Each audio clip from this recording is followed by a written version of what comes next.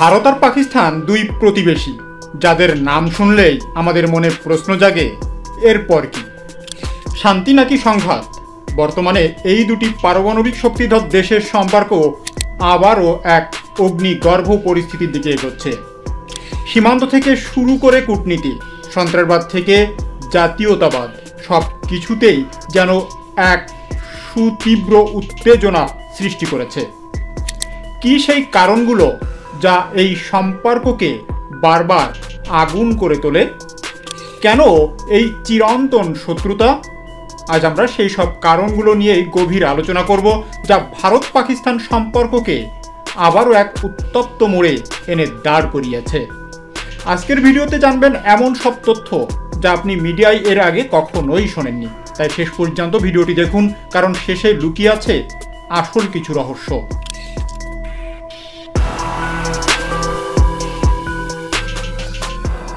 Kashmir issue.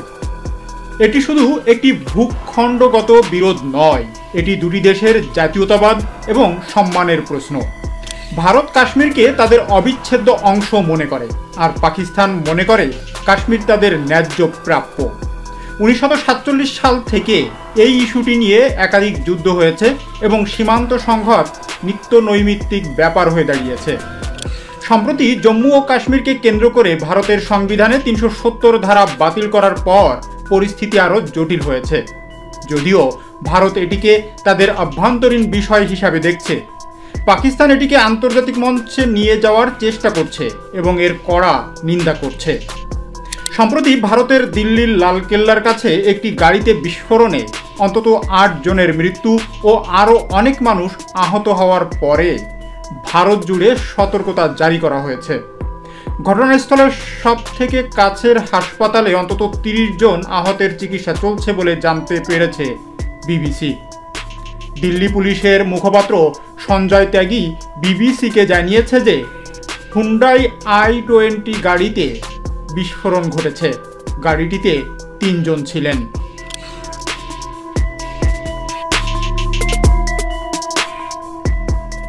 প্রত্যক্ষদর্শীরা বলছে বিস্ফোরণ এতটাই জোরালো ছিল যে তারা কয়েক মুহূর্তের জন্য হতবাক হয়ে গিয়েছিলেন। একজন তো জানিয়েছিলেন যে বিস্ফোরণে তার ঘরের জানালা কেঁপে উঠেছিল। ঘটনাস্থল থেকে কিছু দূরে একটি দোকানের মালিক বলেছিলেন বিস্ফোরণের পরে তিনি 3 বার পড়ে গিয়েছিলেন, তারপরে নিজেকে সামলাতে পেরেছিলেন। কেন্দ্রীয় স্বরাষ্ট্রমন্ত্রী অমিত শাহ ঘটনাস্থল পরিদর্শন করেছেন রাতেই। রাষ্ট্রপতি দ্রৌপদী মুর্মু, প্রধানমন্ত্রী নরেন্দ্র মোদী ও বিরোধী দলনেতা রাহুল গান্ধী সহ দেশ ও বিদেশের অনেক নেতাই বিবৃতি জারি করেছেন। কলকাতা, মুম্বাইয়ের মতো বড় শহরগুলোতে রাত থেকেই বাড়তি পুলিশ বাহিনী রাস্তায় বিশেষ তল্লাশি অভিযান চালাচ্ছে। বাড়তি সতর্কতা জারি হয়েছে ভারতের বিমানবন্দরগুলোতেও। বিস্ফোরণের পরে সতর্কতা জারি করেছে দিল্লিতে অবস্থিত মার্কিন দূতাবাস। মার্কিন নাগরিকদের লালকেল্লা ও চাঁদনি চক এলাকায় না যাওয়ার পরামর্শ দিয়েছে দূতাবাস। অন্যদিকে জম্মু কাশ্মীর পুলিশ দাবি করেছে যে তারা উত্তরপ্রদেশ ও হরিয়ানায় তল্লাশি অভিযান চালিয়ে প্রায় 3000 কিলো বিস্ফোরণ ঘটানোর নানা রাসায়নিক, 4টি পিস্তল ও বন্দুক উদ্ধার করেছে। 2 চিকিৎসক সহ 7 জনকে গ্রেপ্তার করা হয়েছে, যারা জয়শ-ই-মোহাম্মদ ও আনসার গাজাওয়াতুল হিন্দ নামে 2টি সংগঠনের সঙ্গে যুক্ত বলে পুলিশ দাবি করেছে।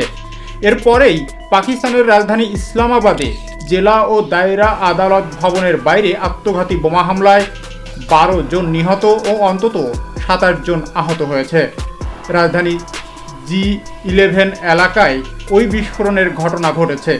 ইসলামাবাদ পুলিশের ঊর্ধ্বতন এক কর্মকর্তা ডনকে নিহতের সংখ্যা নিশ্চিত করেন, তবে বিস্ফোরণের ধরন এখনও নিশ্চিত করা যায়নি।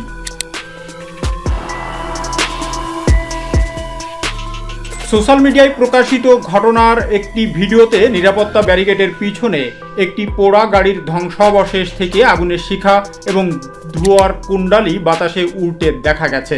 বিস্ফোরণের পর আইনজীবী রুস্তম মালিক এএফপিকে বলেন, যখন আমি আমার গাড়ি পার্ক করে কমপ্লেক্সে প্রবেশ করলাম, তখন আমি গেটে একটি জোরে শব্দ শুনতে পেলাম। বিস্ফোরণের শব্দ পেয়ে লোকজন পালিয়ে যায়। সেখানে যানবাহন ক্ষতিগ্রস্ত হয়েছে। রুস্তম মালিক বলেন, এটি সম্পূর্ণ বিশৃঙ্খলা ছিল। আইনজীবী এবং আশেপাশের লোকজন কমপ্লেক্সের ভিতরে দৌড়াচ্ছিল। আমি গেটে দুটি মরদেহ পড়ে থাকতে দেখেছি এবং বেশ কয়েকটি গাড়িতে আগুন জ্বলছিল। এখনো পর্যন্ত কোনো গোষ্ঠী এই হামলার দায় স্বীকার করেনি। নিরাপত্তা বাহিনী এলাকা ঘিরে রেখেছে এবং তদন্ত শুরু করেছে। এরই মধ্যে পাকিস্তানের প্রধানমন্ত্রী শাহবাজ শরীফ ইসলামাবাদের আদালতের বাইরে সংঘটিত ভয়াবহ আত্মঘাতী হামলার নিন্দা জানিয়েছেন। একই সঙ্গে তিনি অভিযোগ করেছেন এই হামলার সঙ্গে ভারতের চরমপন্থী গোষ্ঠীগুলো জড়িত। মঙ্গলবার এক বিবৃতিতে শাহবাজ শরীফ বলেন, ভারতের সন্ত্রাসী প্রক্সিগুলোর মাধ্যমে পাকিস্তানের নিরস্ত্র সাধারণ নাগরিকদের উপর হামলা নিন্দনীয় ও ঘৃণ্য। পাকিস্তানের স্বরাষ্ট্রমন্ত্রী মহসিন নাকভি জানিয়েছে, ইসলামাবাদের জেলা ও দায়রা জজ আদালতের বাইরে সংগঠিত এই আত্মঘাতী হামলায় অন্তত 12 জন নিহত এবং 27 জন আহত হয়েছে। বিস্ফোরণের তীব্রতায় আশেপাশের এলাকা জুড়ে তীব্র আতঙ্ক ছড়িয়ে পড়ে।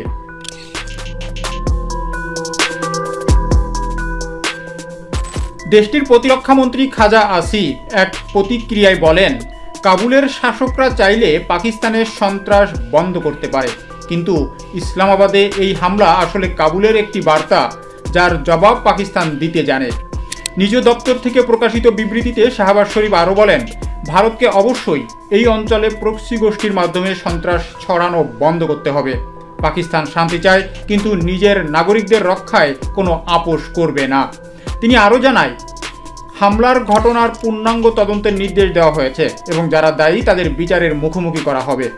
ভারত এখনও পাকিস্তানের এই অভিযোগ সম্পর্কে কোনো মন্তব্য করেনি। তবে ভারত বহু বছর ধরে অভিযোগ করে আসছে যে পাকিস্তান ভিত্তিক সন্ত্রাসী গোষ্ঠীগুলো ভারতে হামলা চালাচ্ছে। মুম্বাই হামলা, পাঠানকোটে হামলা, উরি হামলা এবং পুলওয়ামা হামলা এর প্রকৃষ্ট উদাহরণ।